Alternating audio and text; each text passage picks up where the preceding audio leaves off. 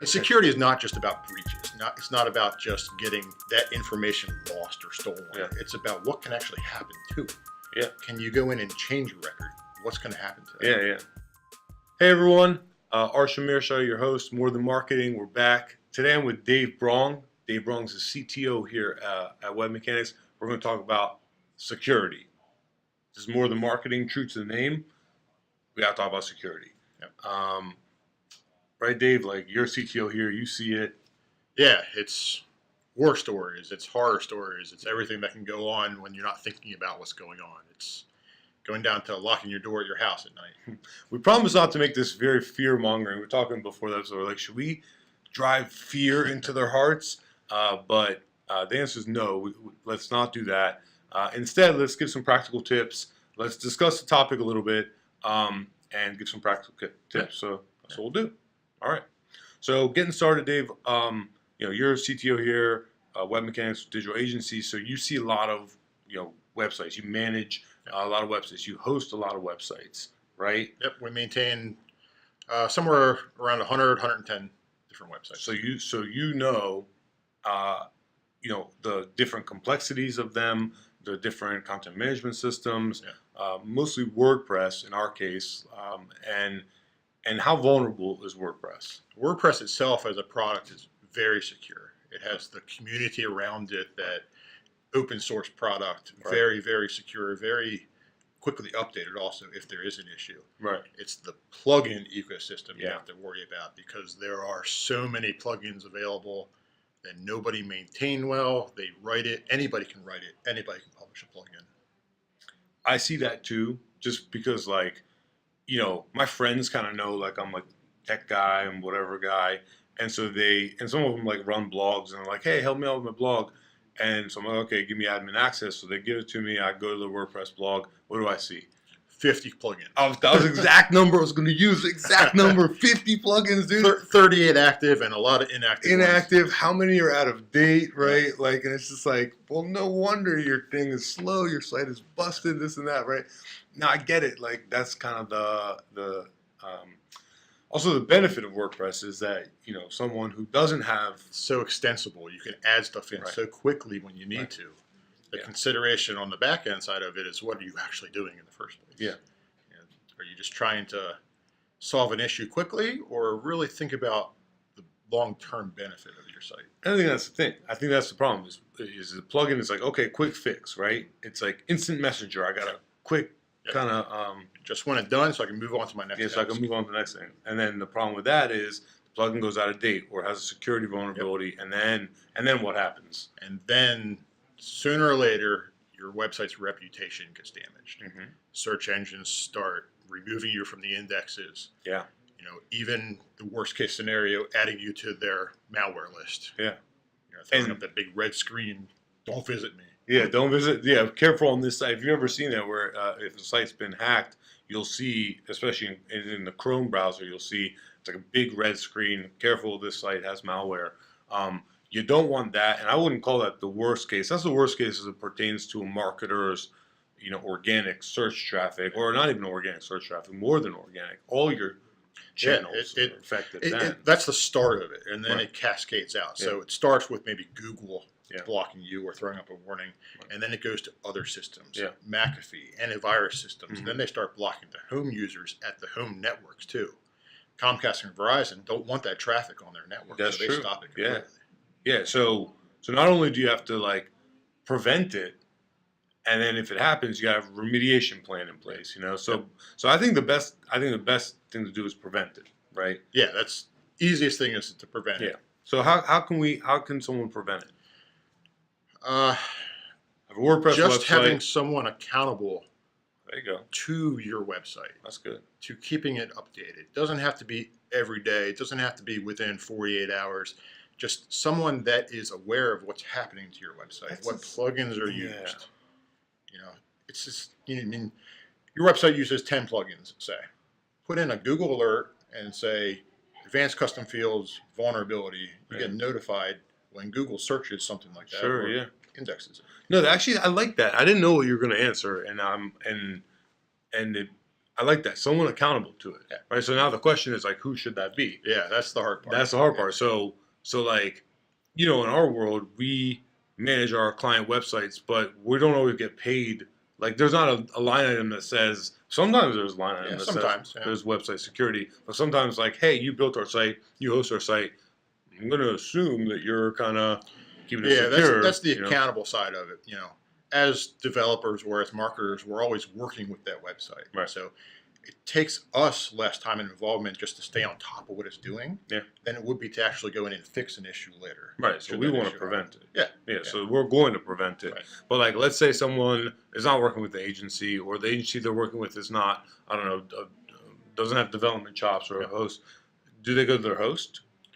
They could go to their host depending on where their host is. A lot of hosts nowadays call themselves managed web hosts. Okay. So the managed part of it is they have a help desk system or a ticketing system that you can ask for help when you need it. Okay. Some of them, the better ones, actually have managed services that help prevent issues in your website. And that's what you're looking for. They're not just protecting themselves; they're trying to protect you as their customer. Okay, so how do they? What do I look for? Like, what do I Google, or do you know what? I don't know. Based on the CMS system you're on, you can just Google for managed hosting WordPress or managed hosting Drupal. Yeah. You'll find some top hits there. You'll find articles that compare them together, like GoDaddy versus WP Engine versus Pantheon or whatever the case may be. You can see what community thinks of that. And expect to pay more? Expect to pay the business side of hosting, not a personal website. Right. Personally, I can only afford $5 a month. Yeah. As a business, $30, $50 a month, that's minimum. And I'd say that's like nothing. I mean, it really is nothing. It's really nothing. It's lunch.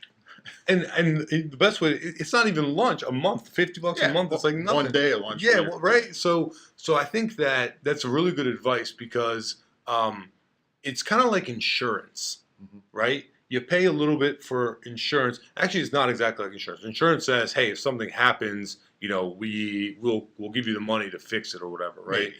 Maybe we'll give you the money to fix it. That's like, yeah, exactly. Whereas I don't know. This is like a preventative plan. I don't know what it's akin to, but it's basically saying, it's like a layer on top of your car. So if someone dings it, it won't ding, right? Because it's like it's trying to give the end user some peace of mind. Yeah. Peace of mind as to why it costs this much. Sure. Or why I should go here versus there. If I'm with GoDaddy, for example, GoDaddy's the big name. Everybody's heard of GoDaddy before. If I'm with GoDaddy and I start having issues, now you start questioning where do I go next? What do I do? Yeah. Do I contact GoDaddy and pay them more money? Is that going to solve my issue? It depends what the issue is. Is it an infrastructure issue, the actual servers that they're running, or is it the human element that's the issue? When I have an issue, I put a ticket into GoDaddy.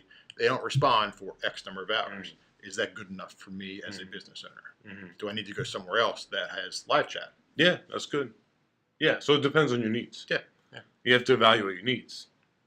And I think that, first and foremost, because you said the worst case that could happen, if we're talking to marketers out there, maybe the worst case for you is all the traffic starts to not be able to come to your site or gets, shown an error, or not an error, but a warning message coming to your site. The worst case might be the hidden stuff that you don't know about. The injecting pharma links into your website that don't appear for 6 months down the line. Yeah. And it's been there for so long at that point, your site's been starting to cause issues. The other way, the smart hackers, they come in, they find your vulnerability, they leave a small trace, and then they come back a year later when you can't track down who did it, how they did it. Right. Yeah, well, and right now we've been talking about website this whole time. We haven't even touched CRM. Yeah, everything. It's the internet just in general, everything. And so CRM I'm scared of because that's where a lot of PII is stored, personal identifiable information, PII. And, now marketers more than ever are responsible for more and more touch points with the customer. So now you have things like sales enablement. So you have the marketers in the CRM, helping the salespeople, and so what does that mean? They have access. They have admin access to CRM. Right. They could see everything. They can see all your contacts in there, all of their responses, Mm. not just name and email address or mailing address. They could see what Actual pages they email. visited, Right. you know, what stuff they've done on your website, or Email correspondence. yeah, phone call Yeah, conversations too. phone call Sometimes conversation recorded. Sure. Yeah. So all that is. personal notes from your employees talking about a client or a prospect too. That's important Yeah. because you don't want to damage your own reputation as a business. So what do we do, man? What is CMO to do? What's a marketer to do? Well, there's a lot to be done actually. You know, the first part of it is just being aware of Yeah. what information is flowing and what you're collecting. Do you really need to collect certain questions on your regular contact form on your website? Do you have to ask them their birthday? You know, Right. No. No. You don't need that. Ask them the least that you can.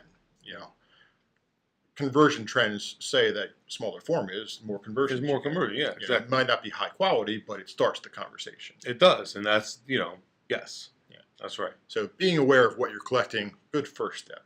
I think Being aware of who can look at that information later, that's the hard part. Mhm. You know, marketing department, does every employee in marketing need access, Mhm. or just the marketing managers need access? I think one of the challenges, though, like as marketers, we want to move fast, Mhm. right? And sounds like, hey, you got to slow down and think about stuff. And Yeah. and It's again, slowing down. That's a good way to put this because marketing moves so fast Yeah. nowadays. Yeah. It's always, I have an instant need. It has to be done tomorrow. Right. How do I do this and then move on to my next thing? Exactly. Yeah. So it's unfortunate that we want to, marketers want to move fast, and this is kind of like, hey, slow down. But again, it's that preventative measure, right? Yeah. I think it's kind of like stretching, right, before you go do like a hard workout or something like that. I don't know. I don't know what it's akin to. I always bring it back to the house. I mean, you have a house. It has Mm. windows and doors. Mhm. You know, your garage door sometimes. You go out for a run. What do you take with you? Do you take your keys, your garage door opener, Right. or do you just let your house unlocked? Yeah. Well, I'm I going to had be back my, in a half hour. I'll take the risk. I had my bike stolen like 3 weeks ago, so I lock everything now. Like right. once you get hit, you're like, And that's wow, it could that's happen. the unfortunate nature about security in the internet. You know, you don't think about it until it actually happens to you. That's exactly right, and then it's too late. Yeah. So I think you said this before we started. This is number one is be paranoid, Mhm. right? Like, you should be Just be cautious. and be cautious. Yeah, paranoid maybe is a little strong, but cautious definitely. Who has access to your site? What level of access do they have? Right. Who has access to your CRM? What level of access? Where are you exporting the data to? Mm-hmm. And you take all your contacts and all of their form fills and information, you export that to a CSV file Mm-hmm. and store it on your laptop. Yeah. What happens to your laptop?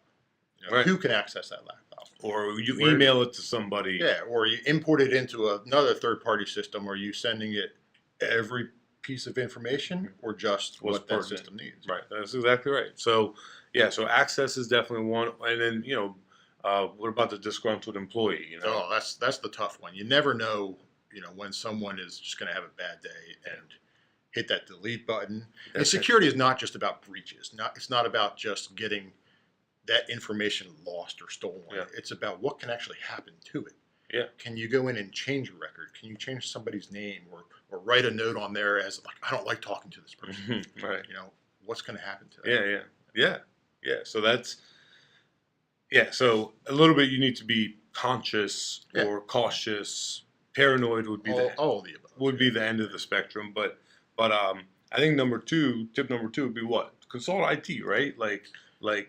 There's people that can help. There are a lot of people that can help. Yeah. Yeah. If you have an IT department in your organization, that's a great first step. Yeah. Your vendors, your developer of your website, who made the website for you in the first place, ask them the questions. Mm-hmm. You're going in there and doing what I tell you to do, but are you doing anything else for me? Are you keeping your plugins updated? Are you, if you wrote a piece of code 6 months ago that turns out to be vulnerable when you reuse that somewhere else, Mm-hmm. are you as an individual aware that you should tell your other clients right. what happened? Should you go in and fix it? I think just simply asking, what are we doing for the person who developed your site or maintains it or your host? What are we doing about security? Right. blanket, open-ended statement. That's a great first start. Let's hear what if they say say. nothing, then you have a worry. Yeah, right. But if they can tell you in conversation a couple things that they're doing for you, Right. like I read news every day. Okay? Right. I hear about vulnerabilities in WordPress because That's part of your stay job. on top of it. It's part of my job. Right. Yeah. How much further does that person go? Yeah. Just reading the news? Do they actually follow through on Yeah, what's happening? and take some action, right? Take some action, right? Like, do we have but there are systems out there that you could use also, like main WP, security. Yep. There are There's solutions. Is the point? There's some big names around WordPress because of the nature of what WordPress is, Right. That ecosystem of developers and marketers and everybody using Right. it. It powers so much of the internet. Yeah, right. That you get these big players that come in and say, "We will protect your website." Mhm. Okay, they do a good job at protecting you from the automated stuff. Right.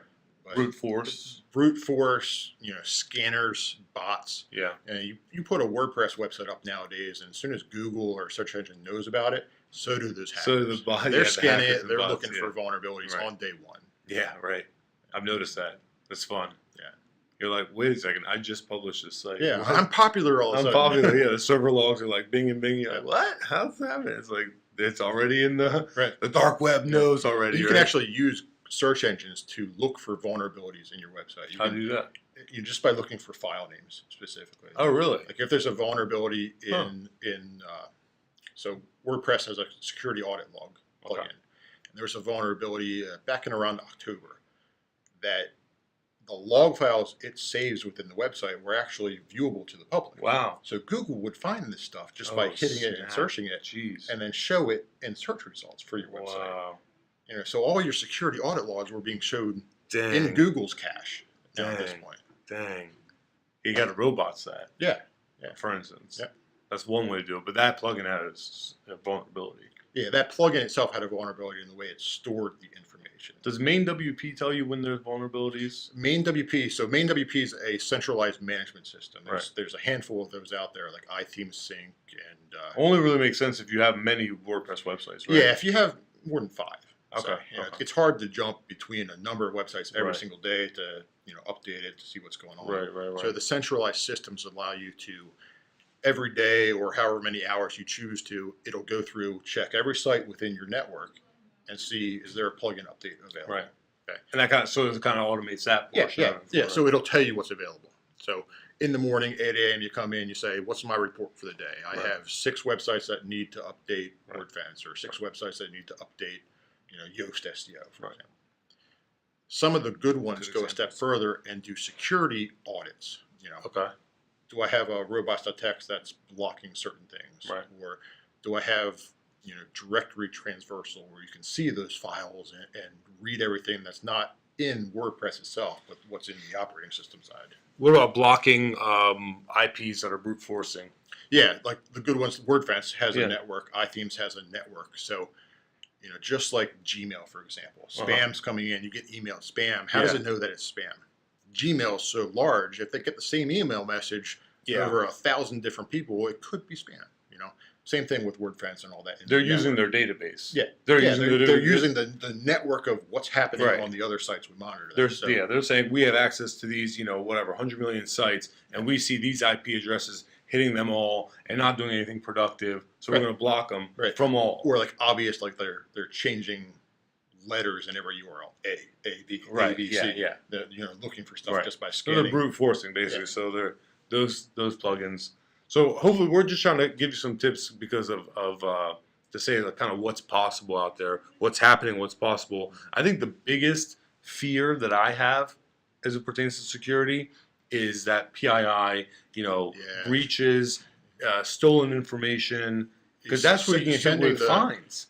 Yeah, the PII side of it. Like we've ran across a few times where, we inherit a website that you're collecting information, the PII, Yeah. name, email address, but then you're sending it off into your third-party tools. Yeah. Like Google Analytics or Yeah. Facebook system or whatever. Yeah. So it's not really public information at Yeah, that point. but it's in you're those starting to systems. send it around and you're not aware of Well, what's or happening. it's like in the query string, Yeah. and then now that when it's in the query string, now it's in your Right. Facebook analytics is in your Google Analytics, Yeah. and so now anyone who has access to those can see. But what happens there, just like how Google could block your website from malware. Yeah. Now analytics or Facebook or whatever could block your Could shut you entire down. account and Right. just stop you. That's crazy, because if you actually rely on, in this case, Facebook or Google Ads, if you rely on ads to like drive business, like especially I don't know, e-commerce or you get a lot of leads from those channels, and they shut you down. Yeah, that's your lifeline. That's a major overnight business you just start losing revenue. impact, major business impact. So so the fines are maybe the worst case. That's probably the worst case is major the business. revenue impacting is The revenue impact for most people yeah. the worst case. Or like again, e-commerce site, right? You got WooCommerce or whatever, and now your site is blocked by Google because there's malware.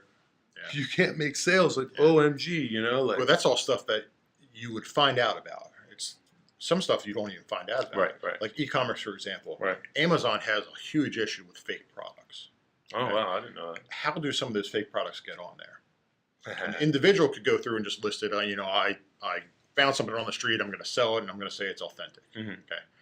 Or your website gets hacked, Mhm. and it changes your product sync that goes into Amazon. Mhm. And It sends just it there. reroute stuff or Right. changes names on stuff like that. It makes it different. Oh wow, And that reflects back to I haven't your seen reputation that as a one. That's business. sure. It's rare. It's still rare, but Right. you know, But it's possible. hackers, malware, all that stuff. It's an umbrella term. Sure. You know, it could be automated. It could be a bot that's just doing the stuff, looking Right, to get right, in right. and spread itself. Or it could be that disgruntled person that you alienated. Now they're attacking you personally. And that's the problem. So okay, there's bots, there's hackers.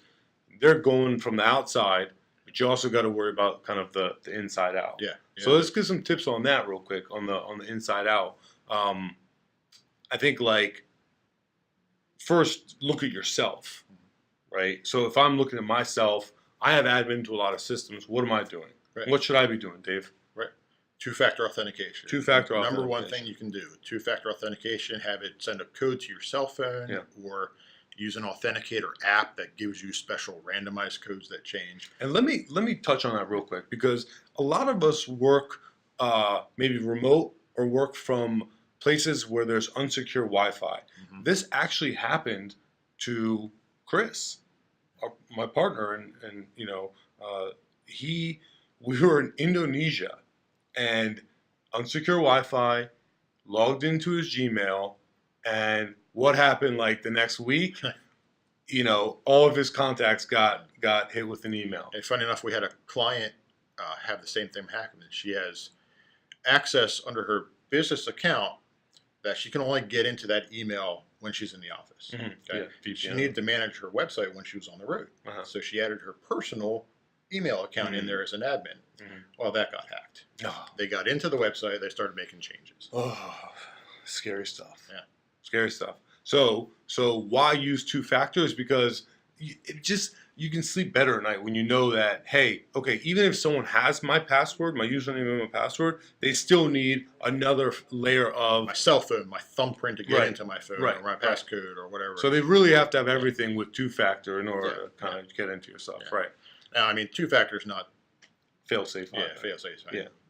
Text messages aren't even fail safe, but Right. it's a good start. It helps. Right. It'll cut you down from 100% vulnerable or 95% vulnerable to 10%. Right. Whatever. It's the That's a good big first cut. step. Yeah, That's yeah, a it's great cut. huge. No, I agree with that. That's Yeah. really, really good. What else?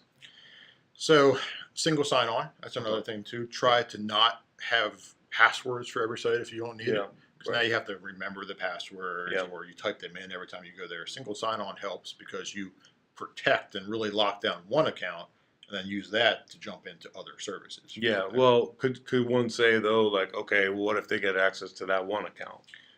Yeah. Sure. Sure. Right. But they would have to know where that account is also used. I mean, if it's an email account, they Right. could just check your email and see what you've logged into Yeah. before. Well, but I think you said it well. It's like, okay, lock that down. Be really secure about that. Yeah. Right. Yeah, that main account, having two-factor on that one, Yeah. and then using that as single sign-on Right, to go out right. to everything else. Yeah, That's a great. Yeah, that's nice and Yeah. safe. And then on that note, tip number 3 would be change your passwords. Change them, yes. And not just change them. passwords. Use a password manager that can automate the changes too. Yeah. Yes. There's some popular ones. LastPass, Mhm. 1Password. The big systems out there, Facebook and all that. You can just tell your password manager, change these. Change them every 3 months. Right. Don't tell me about it because it doesn't matter to me because I know my one password to get into Right, everything exactly, yeah. And then don't write that one password down there, right? Or don't give that to anyone. And with passwords, it's kind of fun. Like I have fun coming up with passwords. You know, Yeah. like I'll be like, let me into this account, or let me through, or something like that. But I'll spell it with like zeros and with Yes, an exclamation point. So And, people actually say the passphrases are better and more secure because Yeah. in your mind you can remember them. yeah, you can remember, right? You know, Exactly. So my Yahoo account, for example, Right. like Yahoo is an old service that 1, 2, 3, 4, 5. Yeah, I don't know. Just an example. Sorry, Yahoo. But it kind of clicks in your head. It's Yeah. one of those memory triggers that you can help. Exactly. And now you have a password that's different and unique for every system. Mm-hmm. Yeah, exactly. No, that's good stuff. So, all right, this is what you got to do. You gotta first off, you got to know that this is a thing, right? Yeah. That security is an issue. You know that famous Gartner report where the CMO is going to spend more than the CIO in 2020. I think there was one 2017. It was like trending, and then 2020.